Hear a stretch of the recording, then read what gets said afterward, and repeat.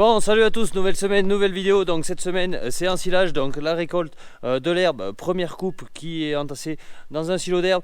Donc vous allez voir toutes les étapes. On va commencer par la fauche, je vais vous montrer un peu les stades des plantes et tout. Bien évidemment, je vous ai réservé quelques belles vues. Il y aura aussi un groupe de fauche qui va intervenir dans la vidéo. Vous allez voir, comprendre tout ça, même la pluie, enfin une bricole de pluie qui va s'inviter. Ensuite, confection du silo. Et ensuite, dernière étape très importante, bâchage avec une nouvelle technique et de nouveaux produits. Je vous montre tout ça en vidéo. Allez, go!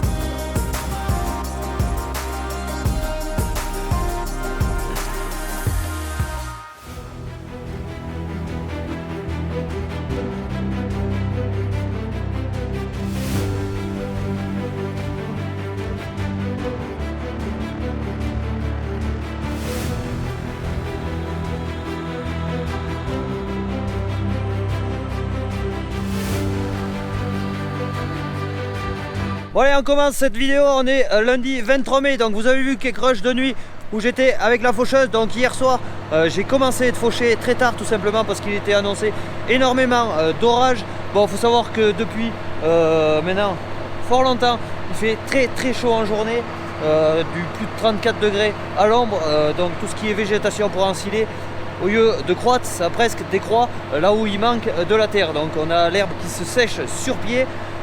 Donc hier soir, vu qu'il n'avait pas plu chez moi, j'en ai profité pour avancer un peu quelques petites parcelles. Il était réannoncé de l'orage dans la nuit, il n'a absolument rien fait. Là il est réannoncé un peu de l'orage pour dans la journée. On va voir ce que ça donne. Quoi qu'il en soit, j'ai prévu d'ensiler demain mardi 24, donc il faut que je m'affaire à partir faucher. Là il est 9 h du matin, tout est en piste, de toute façon le tracteur, la faucheuse. Là je vais partir à 10 km bricoler quelques hectares. Ensuite je vais revenir sur la ferme, il me reste une parcelle de 3 hectares de trèfle gras à faucher.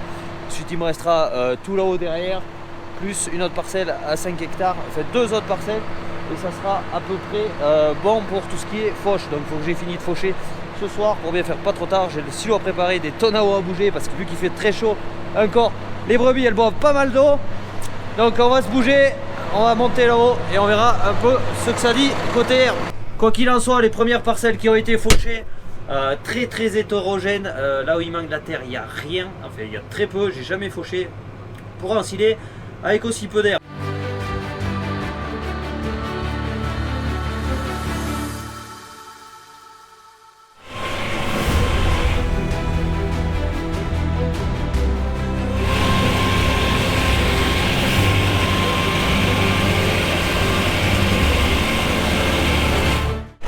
Voilà, je suis en train de faucher comme vous avez pu voir sur quelques rushs. Bon, j'ai pas trop le temps de filmer. Là le temps se rafraîchit vraiment, je sais pas si vous voyez, c'est super noir derrière.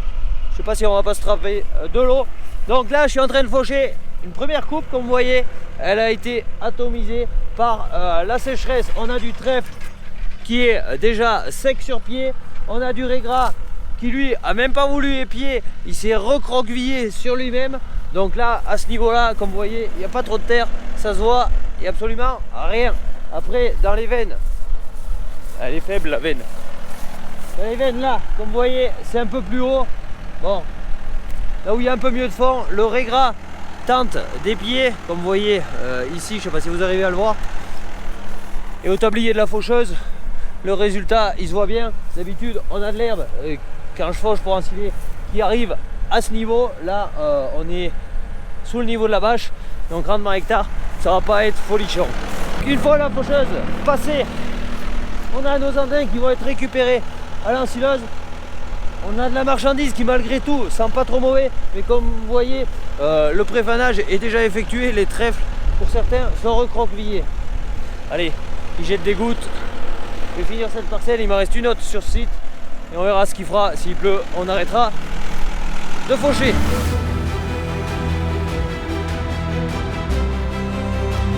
Ici on se retrouve sur la prairie que j'avais semée au mois d'août l'an dernier, je vous l'avais filmé, où la levée avait été plus que correcte.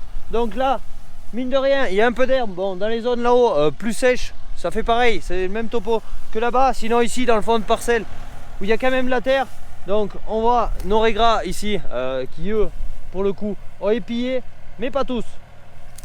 Comme vous voyez, celui-là il n'a pas épié, il est juste, il commence à pointer, début épiaison. Donc normalement sur cette parcelle je pense qu'il y aura un peu de rendement, mais heureusement parce qu'il y a des parcelles qui pêchent vraiment. Allez, je vais tomber tout ça. Et la météo dans la montagne n'est pas forcément belle.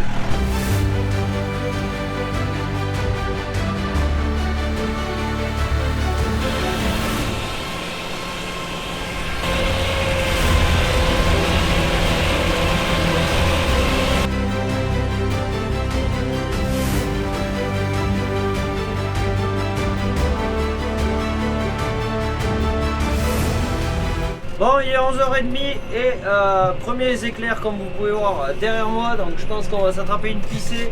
Là je suis en train de faucher la parcelle qui a le plus d'herbe, faut pas se le cacher.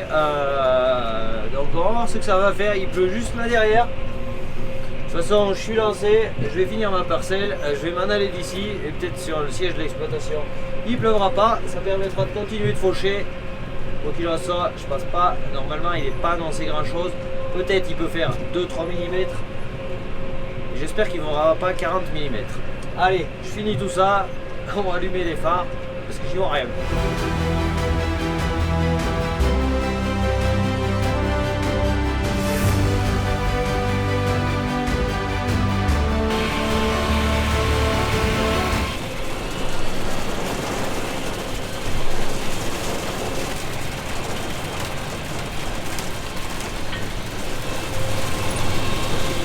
Bon, il est en train de pleuvoir, malgré que ça s'éclaircisse là, c'est en train de passer tout là-bas derrière. Et j'ai l'impression que là-bas, au siège de l'exploitation, ça pleut pas, donc c'est plutôt une bonne nouvelle.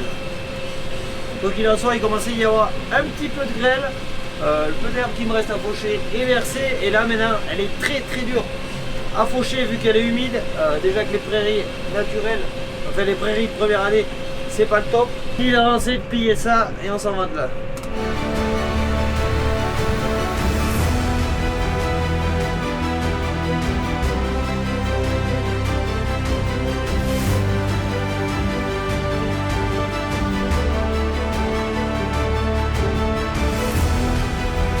Bon, parcelle terminée et le ciel est vraiment bouché, j'ai l'impression. Maintenant il est en train de pleuvoir là-bas sur la ferme, bon on le verra à la station météo Winat, je vais essayer de la regarder dans le tracteur, ça me dira combien il a fait là-bas, et ça s'est vraiment rafraîchi, il va falloir un pull. Donc au niveau de l'herbe, celle que j'ai fini de faucher, elle est trempe, stade on est correct, et là comme vous voyez, les Andains ils n'ont pas la même gueule que tout à l'heure, il y a 2 fois plus de volume. Et le tonnerre qui fait rage derrière moi. Allez, on va se rentrer.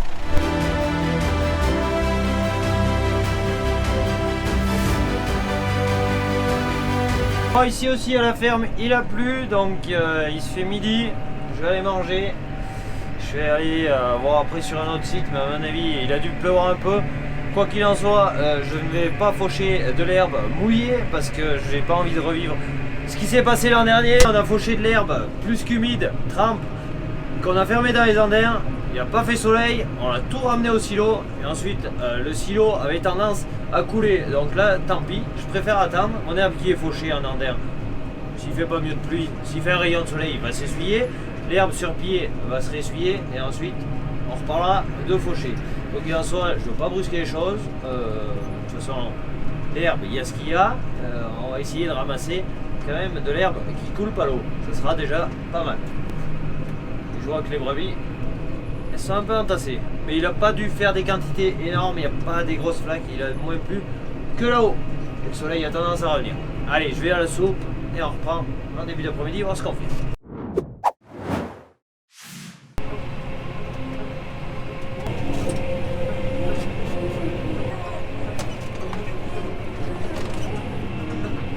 Voilà, on se retrouve, on est milieu d'après-midi, du coup j'ai rattaqué à faucher, ici il a quasiment pas dû pleuvoir. Je fauche de l'herbe sèche, les tas de rats derrière sortent en poussière. Donc là ça va pas trop mal, sauf qu'il y a quand même un gros manque de rendement. Bon évidemment ça dépend des zones, les zones où il y a de la terre, ça a tenu, il y a plus d'herbe.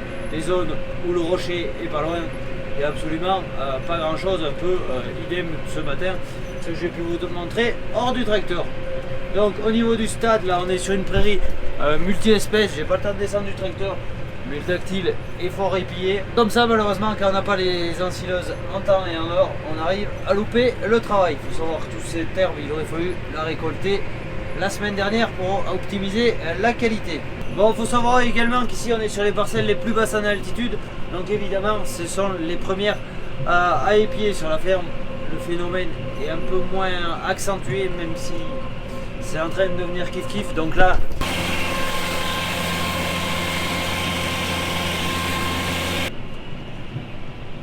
je sais pas si vous avez pu voir la zone sèche, clairement ça décroche, il y a 10 cm d'herbe, on voit la terre, ça l'a rôti pendant les 3 ou 4 derniers jours où il faisait très chaud avec du vent. Donc on va faucher tout ça, récolter et on croisera les doigts pour qu'il y ait de la pluie pour peut-être faire une deuxième coupe, même si cette année je suis loin d'être optimiste pour refaucher les parcelles et avoir du rendement correct. Pour tout ce qui est vitesse de fauche, ça fauche quand même assez vite, ça va de 12 à 18 km/h pour les parcelles qui vont bien, donc ça frappe quand même si ils se mettent que 3 mètres de large derrière. Des fois une faucheuse avant, ça serait appréciable pour des billes de chantier, parce que là ça va se finir très tard la fauche, vu que j'ai arrêté une paire d'heures au vu de la météo qu'il avait fait.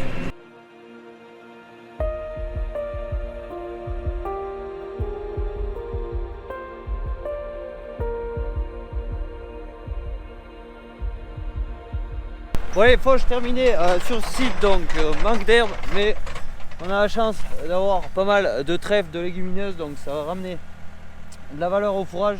Sinon côté stade, le régras, on voit qu'il commence l'épiaison, donc le stade est correct, il manque juste la qualité sur cette parcelle.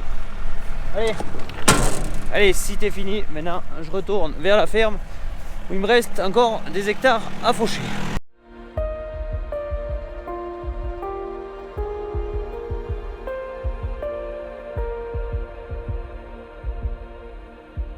Bon, ici on est sur la parcelle de trèfle régras semé au mois de septembre dernier, et ici aussi où j'avais fait l'essai de mettre du soufre en complément de l'azote minéral, donc autant d'azote minéral que les autres parcelles, mais en complément en soufre plus une vingtaine d'unités d'azote. Bon, je pourrais pas en tirer de conclusion étant donné de la sécheresse, je vois pas de différence flagrante. Et de plus, je l'avais mis toute cette partie, et cette partie j'en avais fait quelques passes sans, et il se trouve que c'est là où il y a le plus de terre. Du coup c'est là où aujourd'hui il y a le plus d'herbe, donc je peux pas dire si le soufre est bénéfique pour accroître le rendement ou autre. Bon, je réessayerai peut-être une autre année, mais cette année encore une fois c'est pas le beau temps pour faire des essais étant donné la sécheresse. Donc là pareil, dans cette parcelle, les coins où il y a de la terre, eh bien, il y a de l'herbe, il n'y a pas de souci. Les coins où la roche est proche, où on a ça de terre, c'est clair que le régras se bat un peu en bataille avec rien quoi. Bon, là de ce côté de la parcelle ça va, la base du coin c'était un peu plus maigre, on verra bien. Bon, il me reste un gros îlot à faucher, normalement vu que j'ai été arrêté un peu par la pluie, il y a une entreprise qui va venir me faucher tout ça, moi je vais aller m'occuper des bêtes, bouger des clôtures, des tonnes à eau, histoire d'être prêt pour demain matin, et aussi finir de préparer le silo, sachant que ça se noircit derrière, on n'est pas à l'abri de se taper un orage ou une averse d'ici là. Allez, vraiment je me dépêche à finir cette parcelle, que j'ai séché le plein du John Deere. Allez go.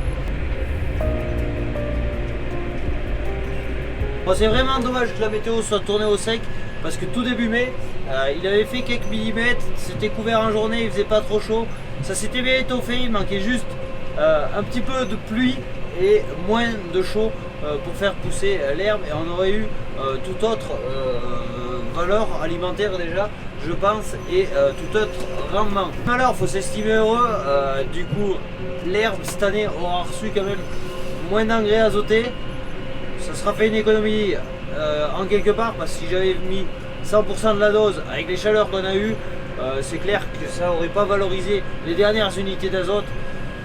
Donc on a essayé de tirer le fourrage au maximum, en mode, j'ai envie de dire, économique. On verra ce que ça donne, maintenant il faut croiser les doigts pour essayer de faire un peu de deuxième coupe quand même, parce que dans les parcelles pour faire du foin aujourd'hui, il n'y a absolument pas d'herbe. On verra la suite. Allez, parcelle terminée. Donc autre point que je fais très attention, vu qu'on est sur des conditions ultra sèches, la hauteur de pouce. Donc faut passer ensuite au repousse de regain. Donc là, le but de la manœuvre, c'est on laisse une hauteur de main d'herbe, donc ça fait à peu près 7-8 cm. Donc je suis à peu près dans les clous. Donc moins on coupera bas, mieux ça ira, tout simplement parce qu'il nous reste un peu du verre qui va faire de la photosynthèse et qui va permettre de refaire pousser la plante, bien évidemment s'il y a de l'eau. Donc une chose est sûre, plus on fauche de manière rase, plus la végétation remet du temps à repartir. Du coup c'est pas le but, il vaut mieux en laisser un peu, que ça repart et qu'on refasse de l'herbe et qu'on n'épuise pas non plus les prairies, notamment ici qu'on est sur une prairie où c'est juste la première fauche. Bon allez, go au bâtiment.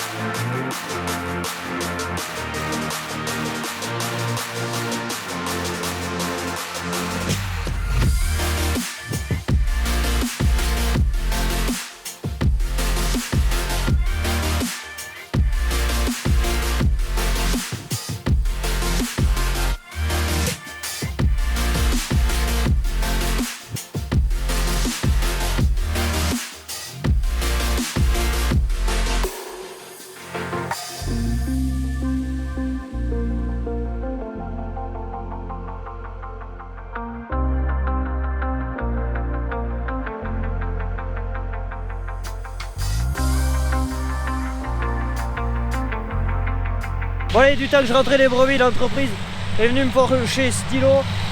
Donc ici, pas beaucoup d'herbe. Bon, c'est assez maigre. Mais bon, on a la chance que ça soit bourré de trèfle. Et ici aussi, l'avantage de faire faucher en 9 mètres, c'est que ça fait beaucoup moins d'emmerde. Ça sera beaucoup plus facile à récolter à l'ensileuse. Parce que quand on a des andins tous les 3 mètres, un peu le dénivelé, un peu tout, ça reste assez compliqué. Bon, allez, moi je vais préparer au niveau du silo, histoire de se mettre prêt pour demain matin.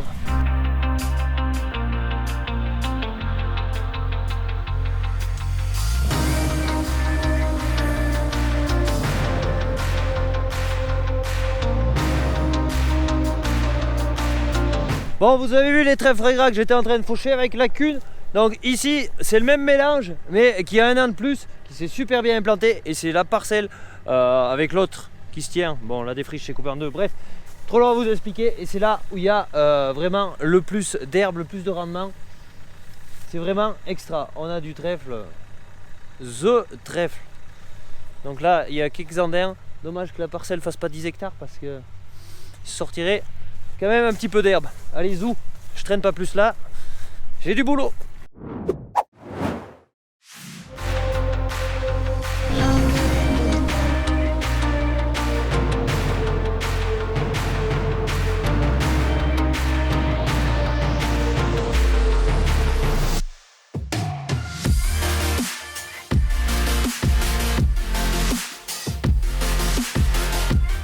se reprend le lendemain, comme vous avez vu avec Quecroche, on a démarré l'ensilage. Bon, ce matin, gros changement de temps, on était habitué aux 18 degrés au réveil.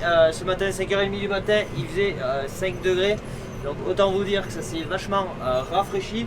Bon, d'un côté, ça a du positif, c'est que ça préfanera pas trop l'herbe, j'ai envie de dire. Gros avantages aussi, pour une fois, il faut le souligner, il n'y a pas de vent, donc ça va, si ça dure jusqu'au soir, ça sera plutôt plus facile pour bâcher tout ça. Donc là, mon équipe, il roule les remorques. Il y a l'ensileuse de l'Akuma, une des ensileuses de l'Akuma. On a deux ensileuses au niveau de l'Akuma. Elle est arrivée hier soir. Bref, on a commencé ce matin à 8h30 à faire la parcelle et les parcelles qu'il y a pas trop loin du silo. Là, ils sont partis ensiler le trèfle Regra que vous avez pu voir. Donc moi je vais pas bouger de place, enfin pas bouger de place c'est vite dit, je vais faire des allers-retours sur le silo, étaler l'herbe de la manière la plus homogène possible et la plus régulière possible pour ensuite l'hiver quand on donnera le silo, comme vous voyez le silo qui en reste de l'an dernier, avoir un silo assez homogène dans les herbes. Il faut savoir qu'on a de la prairie multi-espèces et du trèfle gras, donc j'essaie de les mettre surtout le long du silo pour que ça soit assez bien égalisé. Bon, également je vous ai pas pris la caméra au démarrage, tout simplement j'avais pas mal de travail vu que je suis en silo taupinière où il n'y a pas de couloir bétonné, ça complique un petit peu la chose. Bon, évidemment je vous ai passé toute la préparation de silo que vous pouvez revoir vu que c'est exactement pareil sur la vidéo de l'ensilage de l'an dernier. Donc au départ, je mets des piquets et j'essaie de toujours garder cet alignement de piquets, ne pas dépasser des piquets parce que j'ai une bâche d'une largeur précise et si j'évase trop à la base et si je monte pas assez haut ou si je monte trop, il manquera de la bâche. Et pour couvrir un silo, il faut qu'il soit hermétique, donc il faut qu'il y en ait de partout. Donc il faut monter un silo de manière régulière et uniforme. Du coup, il y avait un petit peu de travail aussi à la fourche à main pour relever les bords, histoire de partir sur des bonnes bases. Et une fois qu'on a notre base qui est bien faite, en général ça file tout seul. Mais si on part sur des mauvaises bases, on passe vraiment une très mauvaise journée au silo. Donc comme vous pouvez voir, là derrière il y a également le Newland qui me sert en cas de besoin. Avec le chargeur, je pince, j'enlève.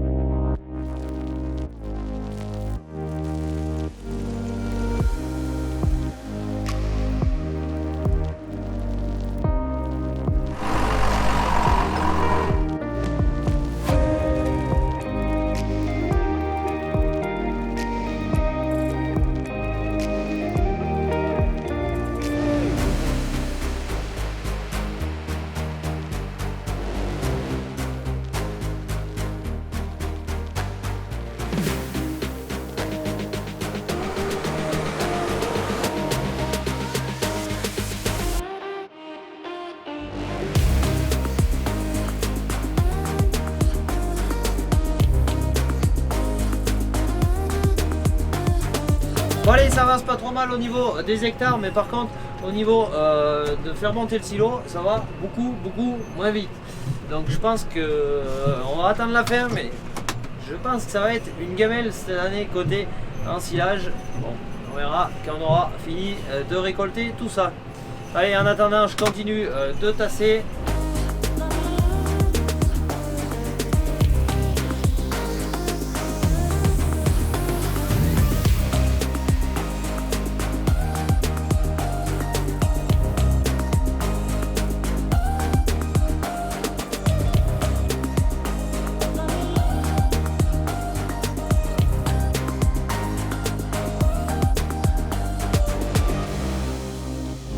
Bon, le chantier a pas trop mal avancé, il reste juste 4 hectares à récolter qui sont à 10 km d'ici, donc ils sont partis, ils vont pas tarder à revenir. Bon, le silo, comme il est, on a du mal à le faire monter.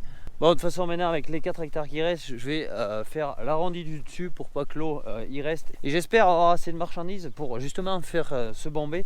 Bon, sinon au niveau de l'ensilage, on voit qu'il est coupé fin. On retrouve nos trèfles, nos feuilles, nos tiges et tout ça, c'est tout bien mélangé. Tout ça c'est broyé par l'ensileuse. Ensuite les remorques vides, j'étale avec la fourche et je tasse pour faire sortir le maximum d'air du silo, le maximum d'oxygène pour réussir une bonne conservation. De plus, dans l'ensileuse ce matin, j'ai chargé des bactéries qui vont servir à acidifier plus vite le silo. On met tout simplement toutes nos chances de notre côté pour conserver ce dernier. Donc voilà, sinon côté préfanage, finalement je m'attendais à beaucoup plus humide.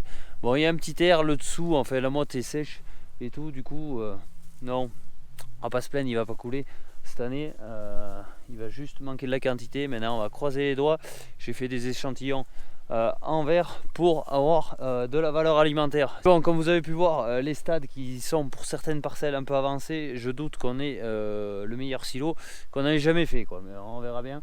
Quoi qu'il en soit, hop, il y a mon cousin qui est en train de revenir là-bas. On va se remettre en piste et on va finir ce silo. Donc ensuite bâchage un peu particulier cette année. Je vais essayer de vous expliquer tout ça en même temps que je bâche et avec un petit time-lapse également. Allez.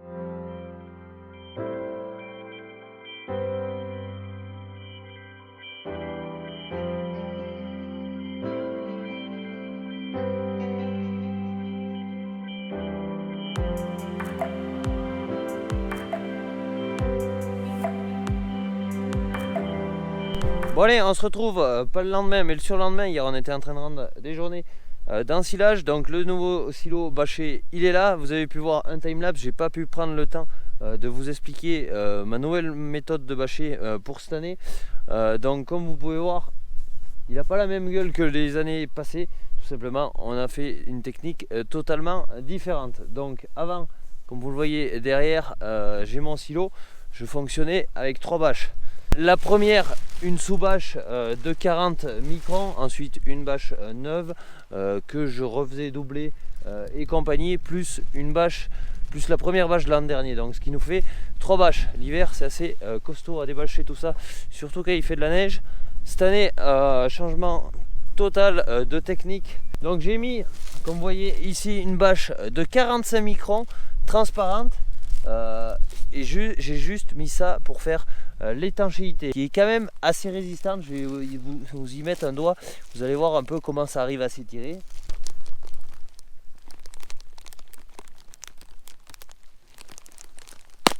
Donc voilà, c'est une bâche qui quand même elle peut s'étirer avant de percer, donc c'est le but aussi recherché. On cherche des bâches qui soient résistantes. Donc on a posé cette première bâche, vu qu'il faisait du vent lors du bâchage, on a posé ensuite des protections de silo qui sont totalement opaques et qui sont résistantes et qui permettent de résister aux agressions extérieures. Il faut savoir que tout ce qui est soleil et tout, ça dégrade vachement les bâches. Donc aussi des fois il peut y avoir la grêle.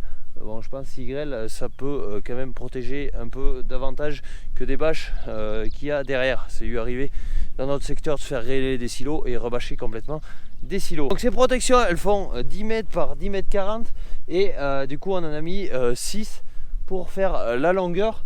Bon, l'idéal aurait été à chaque ajout on a fait redoubler de 40 histoire ça soit bien fermé, que la bâche que vous venez de voir ne prenne pas le soleil ni rien. Du coup l'idéal aurait été de poser tout simplement des boudins. Bon, j'ai 250 sacs à faire et j'ai été livré la semaine dernière, donc j'avais absolument pas le temps de préparer tous ces boudins, donc je les préparerai en temps et en heure.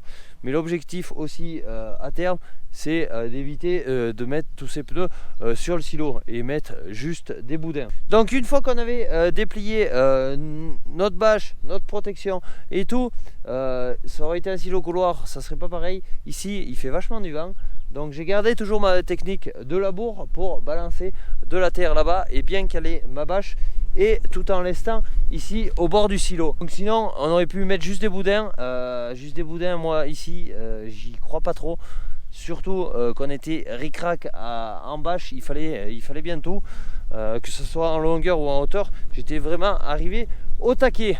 Donc au niveau de la première bâche que j'ai mis 45 microns, c'est de la Cil Plus, c'est distribué par la société Velitex, société française, donc qui font déjà ces produits depuis de nombreuses années, et ils appellent ça barrière à oxygène également. Donc le bâchage est une étape super importante pour la conservation du silo. On sait qu'il ne faut pas d'air qui rentre dans le silo, on sait qu'auparavant il a fallu bien tasser le silo pour avoir le maximum de conservation possible. De plus, avec la protection par-dessus, on essayait d'optimiser toutes ces chances qu'il n'y ait pas de soucis d'ici l'ouverture du silo qui aura lieu à l'automne, début d'hiver. Donc maintenant, le silo est quasiment prêt, à une exception près, c'est que je souhaite relester un peu au niveau des bords, histoire et d'une, ça appuie le silo parce que je suis un silo top, donc des fois tasser sur les bords c'est un petit peu compliqué. Donc là je vais y rebalancer de la terre, si on peut appeler ça de la terre, vu que ça s'est séché un max. Donc tous ces équipements de silo, il y a également tous les sacs de boudin qui sont à la ferme. Ça provient de la SAL Baumel qui se fournit chez Velitex. Donc Baumel, pour rappel, c'est du négoce privé où je me fournis pas mal, que ce soit pour l'alimentation des animaux ou autre. Donc je leur ai fait confiance, et du coup on va essayer cette technique et j'espère que ça va être parfait, mais je me fais pas trop de soucis. Allez, maintenant on va s'occuper de remettre un peu de terre, tout bien comme il faut, balancer quelques pneus, même si je risque d'en mettre moins que l'an dernier, parce que rien que tout ce qui est protection, ça permet aussi du lestage, donc on va pas en abuser. Et puis voilà, allez, zou.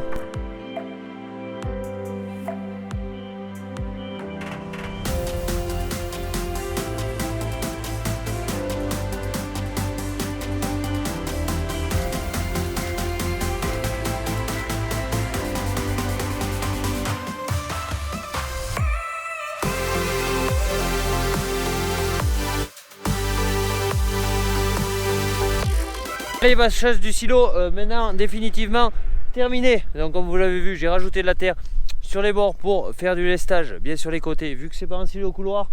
Ensuite j'ai mis des pneus à chaque ajout de manière circulaire, à chaque ajout de protection de silo, donc ça c'est fait. Et ensuite j'ai mis les pneus, vu que j'avais pas de boudin, dessus assez serré sur la première partie, et là-bas au fond où il y a deux protections de 10 mètres avec très peu de pneus, juste ce qu'il faudrait en boudin. Ça me permettra de voir si ça fait de la différence ou pas. À mon avis, il n'y aura pas de différence, ça sera le même résultat. Bon allez, je redescends un peu plus bas. Maintenant, tout est terminé. Enfin, quoique, il reste des journées d'ensilage à rendre. Donc maintenant, ça c'est au programme. Donc on va en rester là pour cette vidéo de cette semaine. Donc si vous l'avez aimé, n'hésitez pas à liker, commenter, bien évidemment à vous abonner, et moi je vous donne rendez-vous pour une autre vidéo très bientôt sur l'ensilage et rendre les journées avec quelques belles vues de drone, je l'espère. Allez, ciao, bye bye. Donc je me suis aperçu d'une petite erreur au montage, ou d'un oubli plutôt. Donc côté rendement silo, rendement final silo, il manque de 20 à bien 30% d'ensilage en moins. Donc il dit ensilage en moins, il faudra le compenser par autre chose durant l'hiver, et vu la météo qui nous fait, ça s'annonce compliqué, mais on aura l'occasion d'en reparler. Et pour tout ce qui est tonnage, matière sèche, hectare, vu que je suis un suivi réseau, ça sera calculé plus tard par un technicien chambre d'agriculture, et il y aura des données plus que précises.